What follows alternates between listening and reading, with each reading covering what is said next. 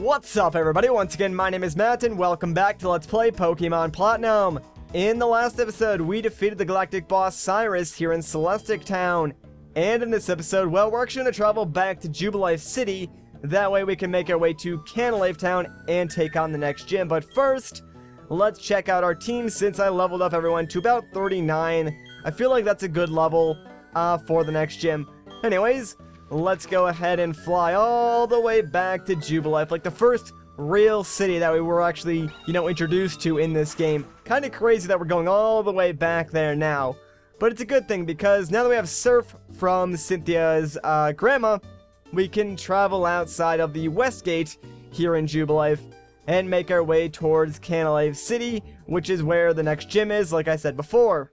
Anyways, this next route is actually very, very short. In fact, Route 218 is so short that there are no new Pokemon that you can encounter just by walking. We do have ourselves an X accuracy, which is pretty nice, I guess, although, like I said, the X items, not really that useful.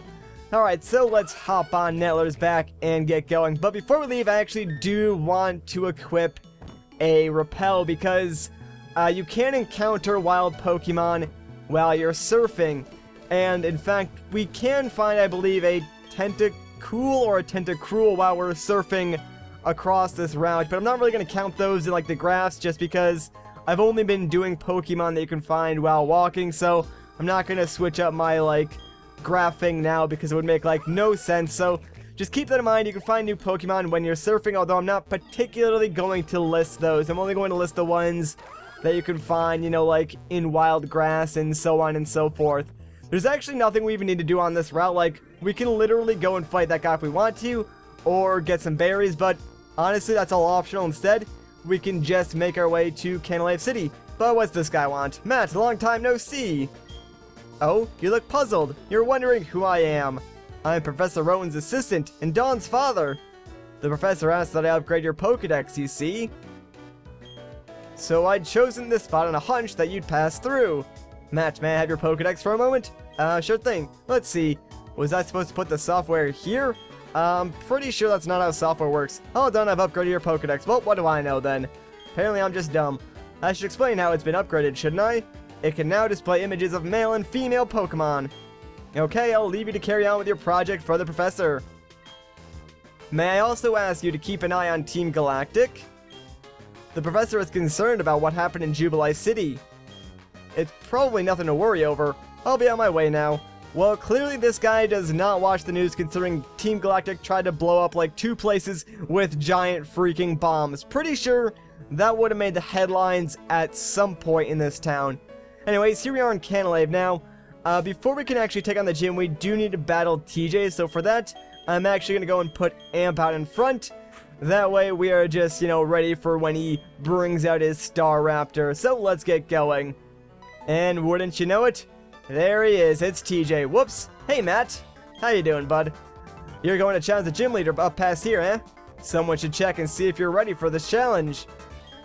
That someone is me with my brand new gym badge. Alright, bring it on then. Here we go. Taking down TJ yet another time. This time he has 5 Pokemon, which I think is one more than what he had before, but he's still leading off with his new Staraptor, so it's a good thing that we're leading off with Amp. That way we can take this guy down really quickly. And I guess while we're fighting TJ, it's a good idea to mention the fact that I'm kind of sick at the moment, so if I seem off in this video, that's actually why. I'm getting over a very random and sporadic cold that I got over the weekend. I'm not even sure how I got it. I do have a theory, but it's kind of weird because I'm pretty sure no one that I've been in contact with has been sick, so I couldn't have gotten it from them, but I did put my air conditioning in over the weekend, and my AC is ancient, man. I couldn't tell you how old that thing is, but I'm pretty sure while it was in storage over the weekend, or over the winter rather, it grew mold spores on the, air filter. So I had it in for a day and a half, and I was just breathing that in for a whole day and a half, and I'm pretty sure that's how I got sick. It's pretty gross if you think about it. Anyways, TJ's new Pokemon is a Heracross. Obviously, we could just burn that thing down with freaking Epona, and that's just going to be GG, because that thing is not going to... Wow, that actually... Okay, you know what? Never mind. I take everything I said back. I thought that was gonna burn through Heracross easily. That thing must be on like freaking steroids to survive that. Like, holy crap, man. Whatever, not a big deal. 2 flamethrowers to the face ought to take this thing out. And it did actually do some pretty decent damage to us, but I'm not really too worried about that since we're probably only going to need Epona for his Roserade, like, way at the end, and I'm pretty sure we'll be able to survive an attack from that. So let's swap into Maokai since he is switching to his Floatzel, and Maokai should be able to take care of this thing, no problemo. We'll just bring out the Razor Leaf. I feel kind of bad that, like, we have all these other moves on Maokai, but, like, I keep defaulting to Razor Leaf for, like, everything. That's because, like, Leech Seed is good if you know the battle is going to go on for, like, more than one turn, and Mega Drain is also good, but, like, it's only when, you know, Maokai is actually low on HP or, you know, could use some extra HP, which, so far, he hasn't been in a situation where that's been the case, so that's why I'm sort of just, like, defaulting to Razor Leaf. I mean, I have Earthquake too, but, yeah, well, you know, sometimes it's not the best situation to use that. So anyways, he's going to switch into Infernape, so we're going to send out Nettler. Now, I actually taught Surf to Nettler in place of Water Pulse, since I think Surf is a much better move than Water Pulse, and I kind of wanted to keep Mud Bomb just to have a ground-type move on him, even though it's probably not going to come in handy that much. I figured we might as well just keep it on him, because I definitely want to keep Ice Beam and Body Slam on Nettler as well, just because I know those do, like, ridiculous amounts of damage, and, like, they're pretty good moves to have, so that's why I did that. Plus, I mean, Surf overall, it's actually a pretty decent move, although it is, like, used in the field a lot. Like, as a battle move, it's actually not that bad. Anyway, so he's switching to Roserade. I guess we have no choice, really, but to send out Epona, and hopefully one Flamethrower will take this thing down. Although TJ's Pokemon this time around, I will give it to him. He has trained them up a lot to be able to survive most of our one-hit KO moves, so I guess good on him, he figured it out, but unfortunately, he still does not have the battle skills necessary to take out any of our Pokemon, and wow, that did not actually kill it. Alright, well, thanks for that, TJ. You actually just gave me the win. He set up Toxic Spikes on his last Pokemon, so it's like, unless I randomly wanted to switch out, that really wouldn't affect me that much, so good job, TJ. You gave me the win there, pretty much. Thanks for that. And down goes Roserade. So, GG, man. Look at that experience. Holy crap. We actually leveled up to level 40 on Epona, too. I didn't even realize that. So, yeah, Epona's gonna finally evolve. There we go, man. Our last Pokemon reaching its final evolution. Took freaking forever, but it is well worth it, man. Check it out. Epona is now the glorious Rapidash. I mean, look at that. It's freaking amazing. Oh, I'm so happy. And, oh, actually, you know what? I do not want to learn Fairy Attack. I did not mean to do that. I wanted to press no. I do not want to learn Fury Attack. Thank you very much. I am pretty happy with my current moveset on Epona. It's not done yet, though. Yeah, you're just a bit better than me as usual, but listen up. Let me tell you who's going to take on the Pokemon League and become the champion. You guessed right, it's going to be me. Anyway, you should go to Iron Island and toughen up some more. Yeah, train at Iron Island. That's what I did before going to the gym. Well, you know what, TJ? That sounds like a good idea, but I'm actually doing alright in terms of training, so I'm not going to head to Iron Island right now. We do eventually need to go there, but we'll probably head in that direction after we take on the gym. So for now, let's just heal up our Pokemon and then head over to the gym. That way we can get ourselves our 6th gym badge. Can you guys believe that, though? Like, already we're about to get our 6th gym badge. It does not seem like we've been playing this game for that long, and already we're getting the 6th badge. It's pretty crazy. Anyways, here we are in the Steel-type gym. Now, for this gym, I'm actually going to put Epona out in front, so it's actually a good thing that he reached his full evolution, because now he's going to be a powerhouse, man, going in here. Obviously, everyone in this gym uses Pokemon that are at least some form of, like, Steel type, I think. So, for the most part, we're going to be facing off against Steelixes. Now, Steelix, they're actually weak to both fire and water. And I think that's really cool because if you think about it, like, what is metal weak to? Well, if metal reaches extreme temperatures, what does it do? Well, it melts and, like, bends and stuff like that. And what else would metal be, like, weak to? Well, if it's exposed to water and it, like, oxidizes, it rusts. So, yeah, like, water and fire are, like, the weaknesses to steel. It's really cool how they, like, do things like that in Pokemon. Like, all the weaknesses sort of make sense if you think about it in one way or another. And I think that's, you know, really cool that they, you know, figured out how to, like, balance it out while still making sense.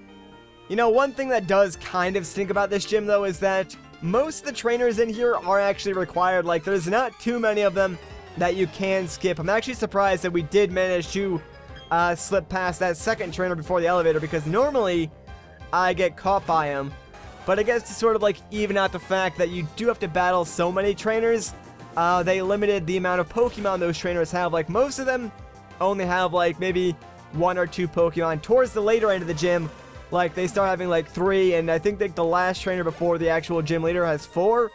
But, at that point, it's really not that big of a deal, since, you can pretty much sweep them pretty easily. And I'm gonna try and conserve my PP on Flamethrower, because I want to save that for the actual gym leader fight.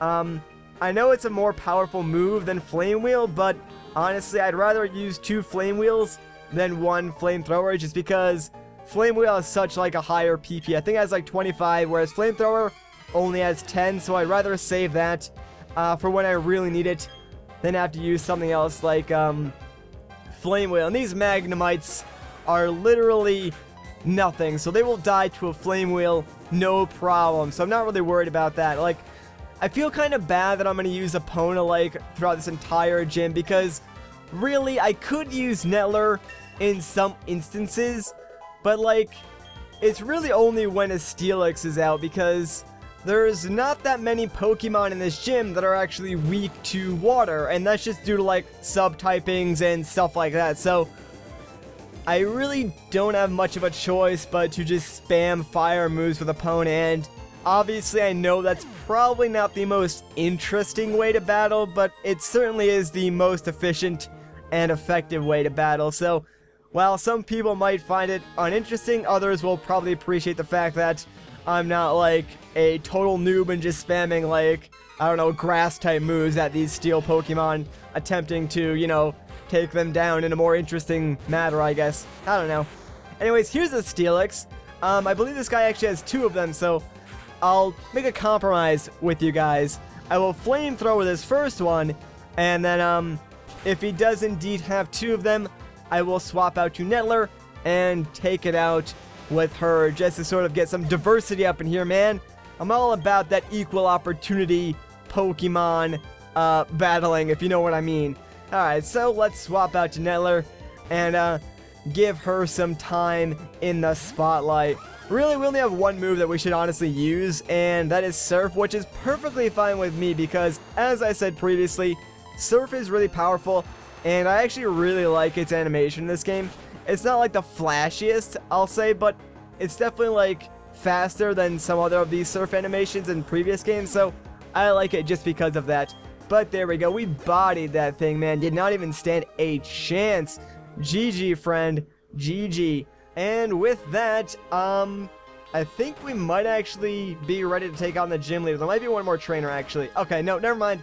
There is 1 more trainer, but then, after we defeat this trainer, we can take on the gym leader. So let's see what she's got going on. What are you bringing to the party? 3 Pokemon? I could deal with that. First one is a Bronzor. You guys know how I feel about Bronzor, so I am just going to Flame Wheel this thing to the face. Get it out of here. I do not even want to look at you, Bronzor. Like, I just dislike you as a Pokemon because you're really, really obnoxious. That's all I really have to say about you, but whatever. Are you serious? Another one? Let me guess. This trainer has probably, like, 3 Bronzors. Like, that is ridiculous. Why would you have 3 Bronzors of all Pokemon? Like, come on.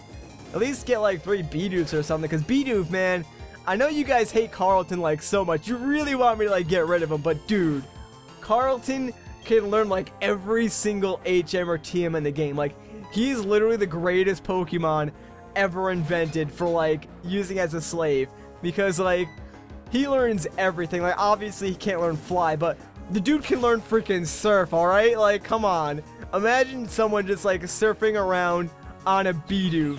It'd be, like, the greatest thing you've ever seen. So, for all the flack you guys give Carlton, like, I'm gonna stick up for my boy Carlton, alright? He's awesome. He's not leaving the team anytime soon. He's a permanent member. I'm probably gonna use him as an HM slave, but, like, come on, dude. Freaking Carlton, like, he's sticking around, alright? He might be that weird cousin that you guys don't like, but, you know, get used to it. Anyways, enough about... I don't even know what I just said, man. It's all the medication that I'm on, I swear. Alright, now that we're done with that trainer, let's head up here, and now it is time to take on the gym leader. Ah, that's Orberg's gym badge. I see, you've defeated my son. But that's no surprise, he still has much to learn. In place of my son Roark, I, Byron, will take your challenge. Alright, so here we go. It's time to take on the 6th gym leader of the Steel-type gym, Byron. Now, Byron has 3 different Pokemon. His first Pokemon is a Magneton. This thing is level 37. It's Electric Steel-type. Obviously, it's weak to Fighting, Ground, and Fire. It knows the moves Flash Cannon, Thunderbolt, Tri-Attack, and Metal Sound. Now that I think about it, I actually probably could have used, like, Maokai in this fight, or, you know, if I wanted to, I could throw out Lofty and do close combat, although putting it up against Magneton probably not a good idea, since Lofty would be weak to Electric-type moves. Regardless, next Pokemon is Steelix. This thing is level 38. It's Steel Ground type. It knows the moves Earthquake, Flash Cannon, Sandstorm, and Ice Fang. It is weak to Fighting, Ground, Fire, and Water, which is kind of why I put Nettler out in front, since Surf is just going to take care of this thing, no problem. So there we go. 2 for 2 already, not a bad deal. Anyways, now that Pokemon is gone, his next Pokemon is... Oh, Nettler wants to learn Muddy Water. Actually, you know what? I do not want to learn that move, so screw that. We will live our life without learning Muddy Water. Like I was saying, last Pokemon is Bastiodon. Bastiodon is level 41, so it's kind of a monster. It knows the moves Metal Burst, Stone Edge, Iron Defense, and Taunt. This thing is a Rock Steel-type Pokemon, so it's weak to Fighting, Ground, and Water. Switching out to Maokai might actually be my next go-to plan if he actually takes out Nettler, because I believe Metal Burst will actually do some decent damage to us, but thankfully went for Iron Defense instead, so I don't have to worry about that. Instead, I'll just go for the next Surf, and that should take care of this guy. And there we go, sweet. Alright, I was kind of worried for a second he was going to survive with like 1 HP, but he didn't, so we are done with that. I probably could have made that battle a little bit more flashy by using other Pokemon, but you know what? What we had worked, so why mess with a good thing? You were strong enough to take down my prize team of Pokemon. In recognition of that power, I give you this, the Mind Badge. Alright, there we go. Our 6th Gym Badge. Only 2 left. That's freaking awesome. Having the Mind Badge enables you to use the Hidden Move Strength anytime outside of battle. And you now have 6 Gym Badges. That means all Pokemon up to level 70 will obey you without question. Here, take this too. And it gives us TM91, which I believe is, Flash Cannon. That TM91 contains the move Flash Cannon. If it hits, it may also lower the target's special defense. Well, isn't that just nifty? You know, I'm not sure if this is, like, just me and, like, it's a personal thing, but, like, I never use the TMs that the gym leaders get you, because for the most part, they're just, I don't know, there are better moves out there, I think, but I don't know, maybe I could be wrong, and maybe the gym moves are actually, like, pretty good if you know what you're doing, which I clearly do not. Anyways, it's TJ. Hey, that's the Mind Badge. Good going. Thanks, bud.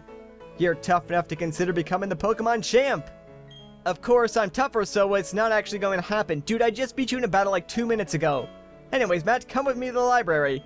Yeah, about that, TJ. See, I can't actually read, so I'm not going to the library. Instead, I'm going to go to the Pokemon Center and heal up my team. Although, did we actually even take damage in that gym? I'm pretty sure we only got hit once, and it wasn't even from the gym leader, so this really isn't even that necessary, but whatever. If anything, it does give us a good place to end off this episode. So if you enjoyed this part, like rating would be greatly appreciated. If you want to see more, consider subscribing. But once again, guys, my name is Matt. Thank you so much for watching, and I'll catch you in the next one.